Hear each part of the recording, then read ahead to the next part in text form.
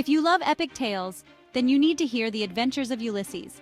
Click the link in the description for the full audiobook. The Adventures of Ulysses, written by Charles Lamb, is a masterful retelling of Homer's The Odyssey. Follow Ulysses as he battles gods, monsters, and the elements on his quest to return home after the Trojan War.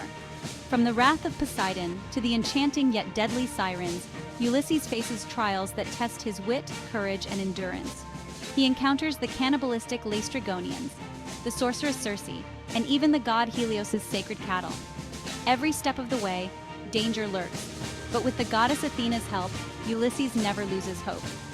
After years of struggle and loss, Ulysses finally reaches Ithaca, only to find his home overrun with suitors vying for his wife, Penelope. In a breathtaking climax, with his son Telemachus by his side, Ulysses reclaims his kingdom and reunites with his true love. Ready to experience this timeless adventure? Click the link in the description for the full audiobook playlist and join Ulysses on his epic journey today.